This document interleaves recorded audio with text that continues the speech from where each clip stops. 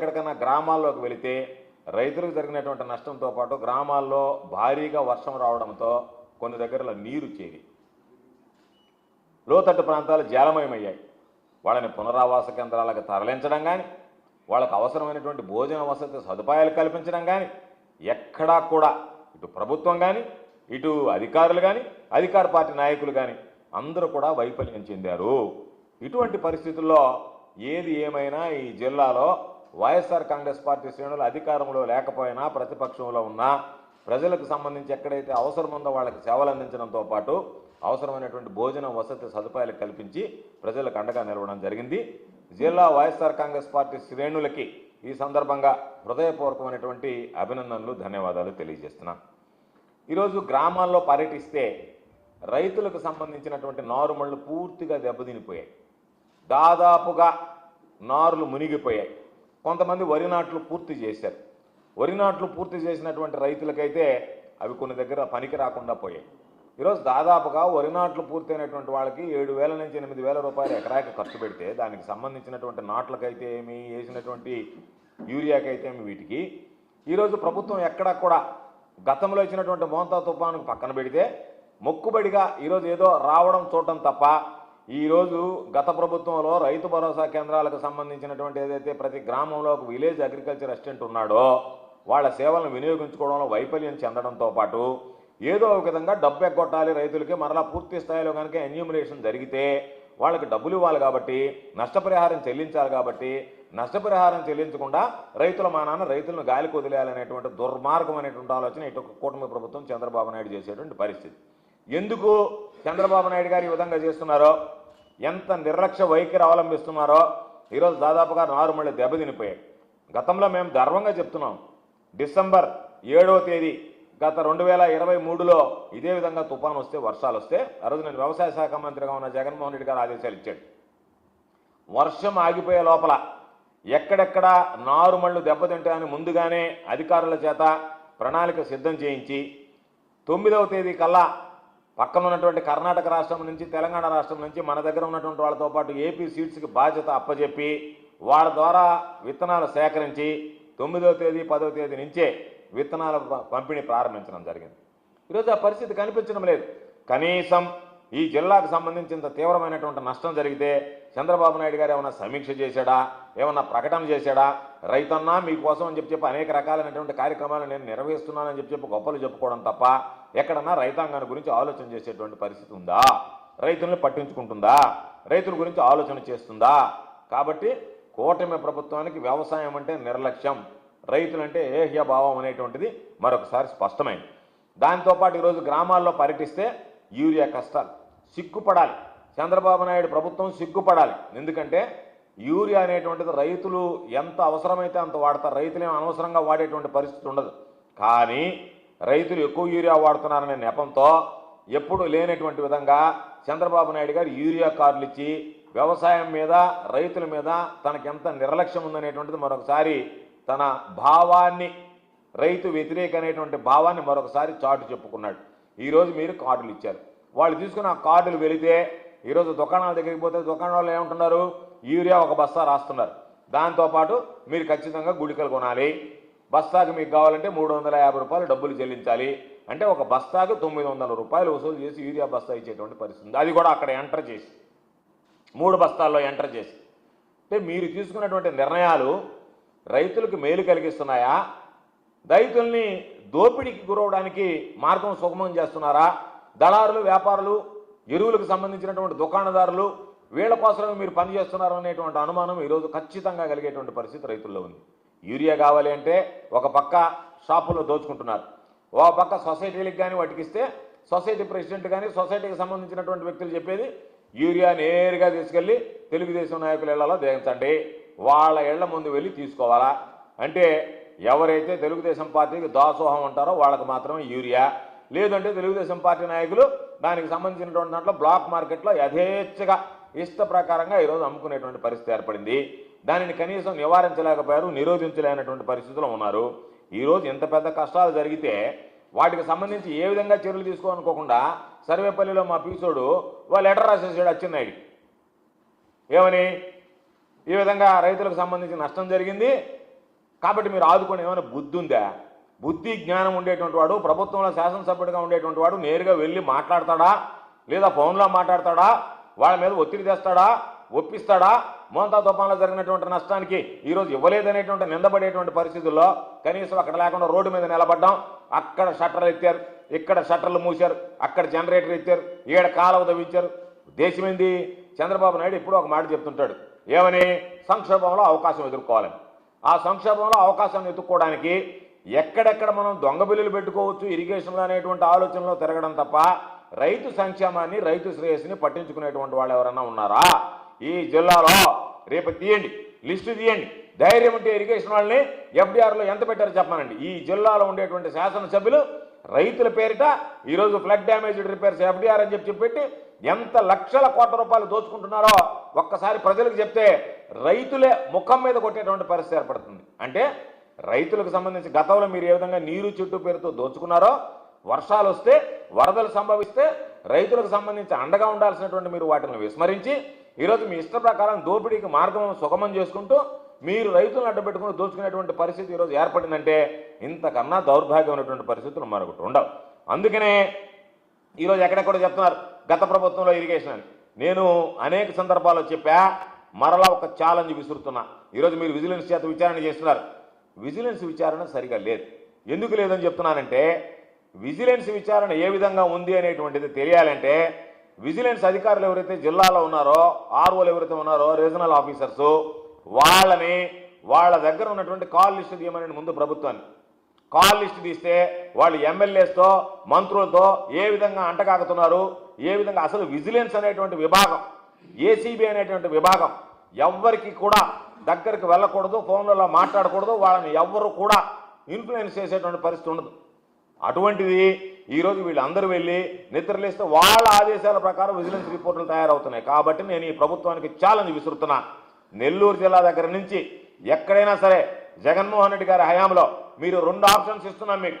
రైతుల దగ్గరికి వెళ్దాం, మీడియాని తీసుకువెళ్దాం, రైతుల సమక్షంలో కూర్చున్నాం. గత ప్రభుత్వంలో ఏ విధంగా జరిగింది, ఈరోజు ఏ విధంగా జరుగుతుంది అనేటువంటిది ఈరోజు మీరు గ్రామాల్లో తిరిగితే రైతులు చెప్తారు. కాబట్టి రైతుల సమక్షంలో ఈ ప్రభుత్వం గతంలో జరిగినటువంటి ఇరిగేషన్ పనులు ఏ విధంగా రైతులకు ఉపయోగపడ్డాయి, ఈరోజు ఇరిగేషన్ పనుల పేరిట తెలుగుదేశం నాయకులు ఏ విధంగా దొంగ బిల్లులు దోచుకుంటున్నారు అనేటువంటి దాని మీద చర్చకు సిద్ధమా, మీరు సిద్ధపడుతున్నారా అని చెప్పి మీకు సవాల్ విసురుతున్నా. అదేవిధంగా విజిలెన్స్ రిపోర్ట్లు అడ్డం పెట్టుకుని మాట్లాడుతున్నారు. విజిలెన్స్ కాదు, విజిలెన్స్ రిపోర్టు జరగని ఆ విజిలెన్స్ మీద కూడా నేను మరలా చెప్తున్నా, సిబిఐ విచారణ చేయిస్తే విజిలెన్స్ అధికారులు ఎంతమంది ఇళ్లకు వెళ్తారో తెలిసిపోతుంది, ఎంతమంది మీ నేరాలు ఎదుర్కొంటారో, నేరాభియోగాలు ఎదుర్కొంటారో మీకు తెలిసిపోతుంది. కాబట్టి ఈరోజు ఈ ప్రభుత్వానికి 2 రైతుల మధ్య వచ్చి చర్చించేటువంటి ధైర్యం ఉంటే వెళ్దాం, రండి. నా నియోజకవర్గం సర్వేపల్లి నియోజకవర్గంతో ప్రారంభిద్దాం. లేదనుకుంటే ఈరోజు జరిగినటువంటి అవకతవకల మీద, గతంలో జరిగినటువంటి అవకతవకల మీద మీరు సిబిఐ విచారణ వేయిస్తే గత 5 సంవత్సరాల్లో ఏ విధంగా జరిగింది, ఈ 18 నెలల్లో మీ వాళ్ళు ఏ విధంగా దోచుకున్నారు దొంగ బిల్లులు పెట్టి అని చెప్పి ఇది అందరికీ కూడా రైతులకి, ప్రజలకు అర్థమవుతుంది. కాబట్టి ఈ ప్రభుత్వం సిబిఐ విచారణకు సిద్ధమా? మీరు రైతులు చర్చించడానికి సిద్ధపడతారా? లేదంటే విజిలెన్స్తో సహా ఈరోజు దొంగ రిపోర్టులు తయారు చేస్తున్నటువంటి విజిలెన్స్తో సహా విజిలెన్స్ నివేదికలు కూడా, గతంలో విజిలెన్స్ నివేదికలు అంటే ఎంతో విలువ ఉండేది. ఏదన్నా ఫైల్ మాకు వస్తే ఇది విజిలెన్స్ రిపోర్ట్ సార్ అంటే దానిని చాలా పవిత్రంగా చూసేటువంటి వాళ్ళం, దాన్ని గౌరవించేటువంటి వాళ్ళం. విజిలెన్స్ నివేదికలు ఏదన్నా వస్తే వాటిని తూచే తప్పకుండా పాటించేటువంటి వాళ్ళం. ఈరోజు విజిలెన్స్ నివేదికలే ఫార్స్గా మారిపోతే, విజిలెన్స్ అధికారులే ఉన్నటువంటి అధికార పార్టీ నాయకులతో అంటకాగితే, రిటైర్డ్ అయిన తర్వాత కూడా మమ్మల్ని కొనసాగించండి సార్, ఏదో ఒక విధంగా మీ సేవలో మేము తరిస్తాము అని చెప్పి దిగజారినట్టుగా వ్యవహరిస్తే ఇంతకన్నా దౌర్భాగ్యం మరొకటి ఉండదు. కాబట్టి రాష్ట్రంలో అన్ని వ్యవస్థలు దిగజారినట్టే. విచారణ ఏజెన్సీలు ఏదైతే ఉన్నాయో, ఎంక్వైరీ సంస్థలు ఏదైతే ఉన్నాయో, విచారణ సంస్థలు రాష్ట్ర ప్రభుత్వ పరిధిలో పనిచేసేవి అవి మరింత దిగజారిపోయాయి. దాని ప్రభావం ఈరోజు ప్రజల మీద పడేటువంటి పరిస్థితి ఏర్పడుతుంది, సమాజం మీద పడేటువంటి పరిస్థితి ఏర్పడుతుంది అని చెప్పి మేము అందరికీ తెలియజేస్తున్నాం. అందుకనే ఈరోజు దీనికి సంబంధించి ప్రభుత్వం ఎంత నిర్లక్ష్యంగా వ్యవహరిస్తుందంటే, ఒక ప్రకటన లేదు, ఒక సమీక్ష లేదు, ఒక సమావేశం లేదు, ఎక్కడ ఏం జరిగిందో తెలుసుకునేటువంటి ప్రయత్నం చేయలేదు. ఎవరో ఒకరు అయితే ఈరోజు కాలువలు గండ్లు పడ్డాయి, చెరువులు గండ్లు పడ్డాయి, డ్రైన్లకు సంబంధించి పొంగి పొరాలుతున్నాయి, ఇన్ని రకాలైనటువంటి ఇబ్బందులు ఉంటే అసలు కనీసం ముందస్తు చర్యలు, ముందస్తు జాగ్రత్తలు ఏ విధంగా ఉండాలనేటువంటి ఆలోచన ఏ మాత్రం పట్టించుకోకుండా ప్రజలను గాలికి వదిలేస్తే ఈరోజు జిల్లా కలెక్టర్ గారు ఏం చేస్తున్నట్టు, జిల్లా అధికార యంత్రాంగం ఏం చేస్తున్నట్టు, ఉండాలన్నటువంటి మండల స్థాయి అధికారులు ఏం చేస్తున్నట్టు ఏమీ లేకుండా ఈరోజు మొత్తం గాలికి వదిలేసి పాప రైతులు తీవ్రంగా నష్టపోయి వాళ్ళకి సంబంధించి ఈరోజు మీరు చేసేటువంటి ఘనకార్యం ఏంటంటే ఉన్న నీళ్లు మొత్తం ఏదైతే రిజర్వాయర్లో కుషన్ పెట్టుకోకుండా ఫ్లడ్ కుషన్ పెట్టుకోకుండా ఇష్ట ప్రకారం రిజర్వాయర్లు నింపి ఎవరు పాటికి వాళ్ళు మామూలు దండుకుంటా మీ బిజీలో మీరుంటే ఈరోజు వాటికి సంబంధించినటువంటి నీళ్లు వస్తే ఒక్కసారిగా నీళ్లు విడుదల చేస్తే ఆ నీళ్ళని వచ్చి పొలాల మీద పడితే ఈరోజు ఆ పొలాలు సర్వనాశనం అయిపోయినటువంటి పరిస్థితి ఏర్పడింది, కోతకు గురైనటువంటి పరిస్థితి ఏర్పడింది. మరలా వీటికి పాపం నాట్లు వేసుకున్నటువంటి పొలాలు వరి నాళ్ళు పోసుకొని మళ్ళీ వేసుకొని వరి నారు మళ్ళీ వేసుకొని వాటిని నాటాల్సినటువంటి పరిస్థితిలో ఉన్నటువంటి ఈరోజు రైతులు పాపం మీ కోతకు గురి మరలా భూమిని తిరిగి తయారు చేసుకోవాల్సినటువంటి దుస్థితి ఏర్పడింది. కానీ ఏమాత్రం పట్టించుకోకుండా ఈరోజు ఆ అచ్చెన్నాయుడు ఉంటే ఏమి మాట్లాడుతున్నాడో తెలియదు. నాకు చెప్పు అతనికి, అయ్యా నాకు వ్యవసాయాన్ని గురించి తెలియదు, నాకెందుకు ఇది ఇచ్చారు, ఏదైనా 10 రూపాయలు ఇచ్చేటువంటి శాఖను నాకు ఇస్తే బాగుండేది, ఇది ఎందుకు తగలబెట్టారు నాకు అన్నట్టుగా మాట్లాడు. ఎందుకంటే మొన్న అన్నాడు, నేను ఛాలెంజ్ విసురుతున్నా జగన్మోహన్ రెడ్డి గారిని చర్చకి రండి వైఎస్ఆర్ కాంగ్రెస్ పార్టీ. మేము చెప్పాం నువ్వు ఎక్కడ పిలుస్తావు చెప్పు చర్చకి రమ్మంటే పారిపోయి తోకముడిచి మరలా నేను అదే కూస్తున్నాడు. ఏమని మీరు మరలా చర్చకు సిద్ధమా, మేము చర్చకు సిద్ధమంటే పారిపోయాం. మీరు పారిపోయారు, మేము పారిపోయారు. మరలా ఈరోజు చెప్తున్నాం, నువ్వే సమయము తేదీ వేదిక నిర్ణయిస్తే మేము వచ్చి అచ్చెన్నాయుడితో నేరుగా చర్చించడానికి వ్యవసాయానికి సంబంధించినటువంటి ఏ అంశం మీదైనా సిద్ధంగా ఉన్నాం. అన్నిటి మీద మాట్లాడదాం. గతంలో జగన్మోహన్ రెడ్డి గారు ఏర్పాటు చేసినటువంటి రైతు భరోసా కేంద్రాల మీద మాట్లాడదామా, ఈరోజు వాటిని మీరు ఏ విధంగా నిర్వీర్యం చేశారో దాని మీద మాట్లాడదామా, లేదా గతంలో ఏదైతే ఫ్రీ క్రాప్ ఇన్సూరెన్స్ ఉచిత పంటల బీమా ఇచ్చామో ఆ ఉచిత పంటల బీమా ద్వారా రైతులకు ఎంత మేలు జరిగింది, ఈరోజు ఆ ఉచిత పంటల బీమాకు మీరు మంగళం పాడి రైతులకు ఎంత తీవ్రమైనటువంటి అన్యాయం చేస్తున్నారు. ఈరోజు అదేవిధంగా గతంలో మేము పెట్టినటువంటి విలేజ్ అగ్రికల్చర్ అసిస్టెంట్లు ఎవరైతే ఉన్నారో వాళ్ళు గతంలో ఏ విధంగా సమర్థవంతంగా పనిచేశారు, ఈరోజు మీ ప్రభుత్వం వచ్చిన తర్వాత వాళ్ళని వివిధ సేవలకు ఉపయోగించి వాళ్ళని రైతులకు సంబంధించినటువంటి సేవల నుంచి మినహాయించి ఈరోజు మీరు ఏ విధంగా ఇబ్బంది పడుతున్నారు అనేటువంటి అంశం మీద చర్చిద్దామా. ఈ క్రాప్ బుకింగ్ అనేటువంటిది చేసుకొచ్చింది జగన్మోహన్ రెడ్డి గారి ప్రభుత్వం. ఈ క్రాప్ బుకింగ్ జరిగింది జగన్మోహన్ రెడ్డి గారి హయాంలో. దాన్ని ఏ విధంగా ఈరోజు అరాకొరా చేస్తూ దాన్ని నీరు కారుస్తున్నారు అనేటువంటి దాని మీద మాట్లాడదామా. కాబట్టి ఇన్పుట్ సబ్సిడీ ఏదన్నా రైతు నష్టపోతే ఆ రైతు సీజన్ ముగిసే లోపల వాళ్ళ ఖాతాలో జమ చేసినటువంటి జగన్మోహన్ రెడ్డి గారి గురించి మాట్లాడదామా. సంవత్సరాలు బకాయిలు పెడుతూ రైతుల గురించి ఇన్పుట్ సబ్సిడీ గురించి పట్టించుకునేటువంటి మీ ప్రభుత్వం చేస్తున్నటువంటి నిర్వాహకాల గురించి మాట్లాడదామా. దేని మీదైనా సరే ఉచిత పంటల బీమా దగ్గర నుంచి రైతు భరోసా కేంద్రాల దగ్గర నుంచి ఈరోజు మీరు చేసినటువంటి సేవ, రైతు సేవ ఎంత సిగ్గుమాలినటువంటి పని. ఏ ముఖం పెట్టుకుని మీరు వస్తున్న రైతున్నా మీకోసం అని చెప్పి ప్రోగ్రాం పెడుతున్నారు. మాట్లాడడానికైనా సిగ్గు ఉండాలి, చెప్పడానికైనా బుద్ధి జ్ఞానం ఉండాలి. ఇది చేసామని చెప్పడానికి ఈరోజు 40,000 రూపాయల రైతులకు ఇస్తానని నువ్వు నోటితో చంద్రబాబు నోటితో మాట్లాడినటువంటి వీడియోలు ఎన్ని ఉండే?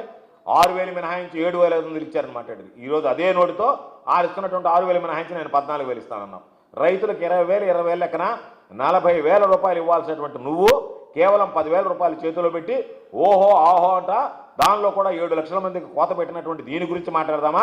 జగన్మోహన్ రెడ్డి గారి హయాంలో ఇచ్చినటువంటి 53,58,000 మంది రైతులకి, అనుభవం ఉన్నటువంటి వాళ్ళకి, దేవాదాయ భూములు అనుభవించేటువంటి వాళ్ళకి, ఫారెస్ట్ రైట్స్ ఉన్నటువంటి వాళ్ళకి, కౌలుదారులకి, ప్రభుత్వ భూములకి ప్రతిదానికి ఇచ్చినటువంటి రైతు భరోసా పెట్టుబడి సాయం గురించి మాట్లాడదామా. మీరు ఎగ్గొట్టి 7 లక్షల మందికి ఎగ్గొట్టినటువంటి అన్నదాత సుఖీభవన్ గురించి మాట్లాడదామా. దేని గురించి మాట్లాడదాం?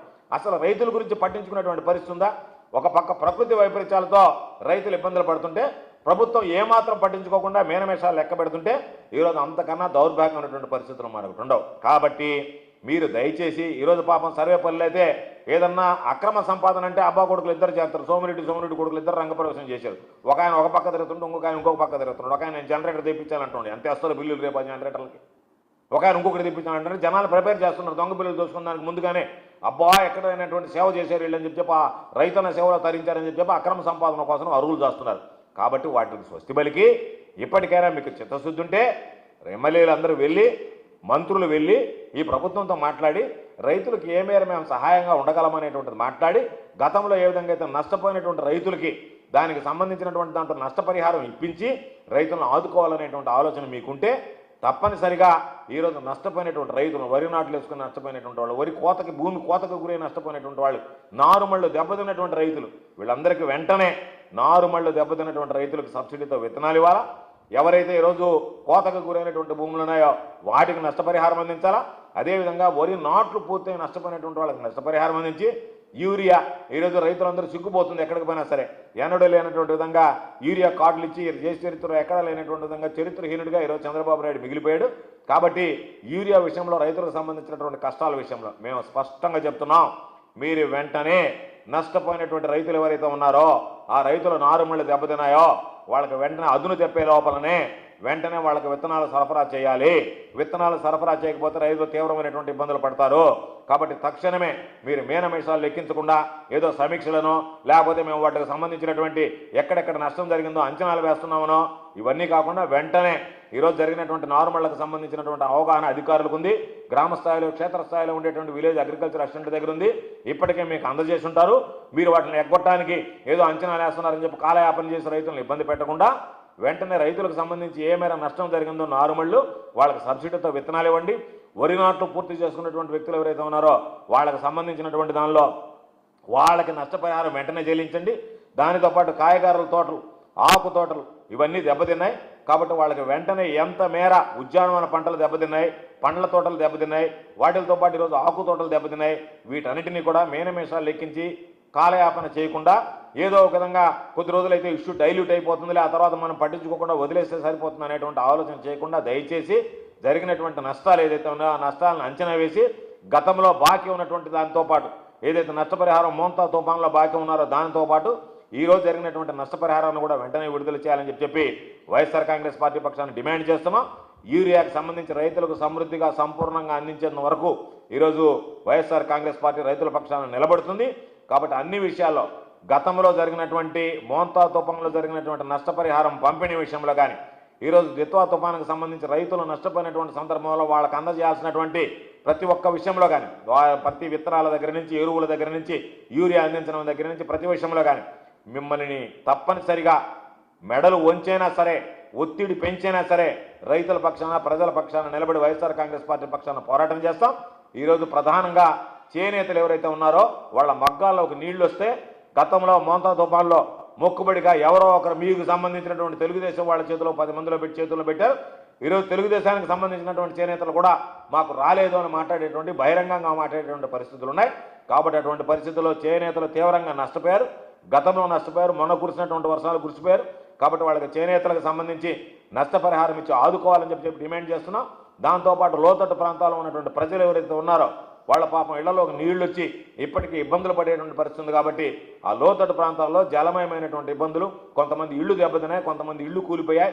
వాళ్ళందరికీ కూడా మీనమేషాలు లెక్క పెట్టకుండా ప్రభుత్వం మానవతా దృక్పథంతో వెంటనే నష్టపరిహారం అందించాలని చెప్పి ఈ ప్రభుత్వాన్ని డిమాండ్ చేస్తూ లేని పక్షంలో ఈ అన్ని అంశాల మీద కూడా ప్రజల పక్షాన, రైతుల పక్షాన, చేనేత కార్మికుల పక్షాన, పేదల పక్షాన నిలబడి వైఎస్ఆర్ కాంగ్రెస్ పార్టీ పోరాటం చేస్తుందని చెప్పి సందర్భంగా స్పష్టం చేస్తుంది.